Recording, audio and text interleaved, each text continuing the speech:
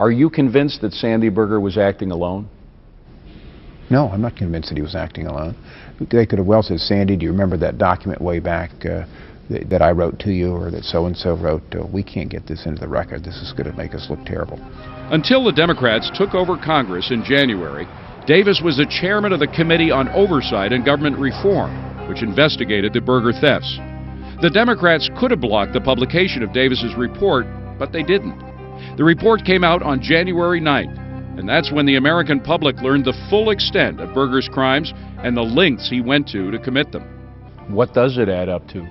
It adds up to a huge cover-up, and we just don't know what's being covered up. That cover-up, Davis says, is being engineered by, of all places, the Bush Department of Justice. He doesn't know why, but he's concerned. The alarming thing to me is the fact that the Justice Department, in my opinion, just didn't do their job and misled the 9/11 Commission report. That alone, I think, should alarm all of us. But Justice has flat out said that no information had been denied the 9/11 investigators. Why did the Justice Department make that statement? It was a gross exaggeration of the facts at the time. I don't know why. You'll have to ask them. But the Justice Department is sticking to its guns. It sent the committee a letter saying that it, quote, has no evidence indicating that Mr. Berger took any documents other than the 5 referenced in the plea agreement, or that the 9/11 Commission may have been deprived of the information necessary to render its final report. But Davis says there's a simple way to get to the bottom of this mystery. You put him on a lie detector test. He said, I didn't take anything. He passes the lie detector test. I think that's dispositive. It's pretty easy. And as it happens, Berger is supposed to submit to a polygraph as a condition of his plea deal. The problem is that DOJ never made him take it. It's just unbelievable why they wouldn't have gone through that simple measure. So we thought, well, they need to be reminded that they have this tool in their toolbox.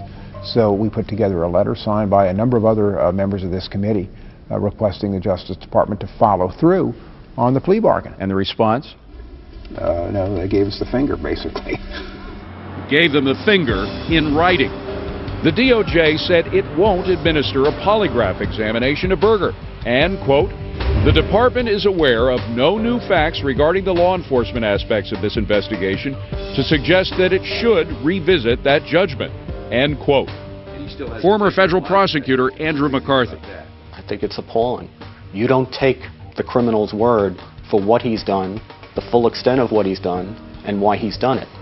And that's the key question, says Paul Brockfeld, the man who first investigated the case and then challenged the Justice Department. He says what we don't know can hurt us. If you knew that he didn't take anything else, you could live with that. If you knew he did take something else, you could factor in maybe what he might have taken. If it's always going to be a gray haze, did he or didn't he? What could he have taken? And you'll never know. Kind of bothers you more, doesn't it? You'll never know. There could be one more twist to this story. Remember, Sandy Berger's plea deal took away his security clearance, but only for 3 years. That paves the way, in theory, for his return to the White House in the event a Democrat wins the presidency in 2008. That's our show. I'm David Asman. If you want to know more about this topic, log on to foxnews.com. And when you're online, let me know what you thought of the program. The email address is fncspecials@foxnews.com. Thanks for watching.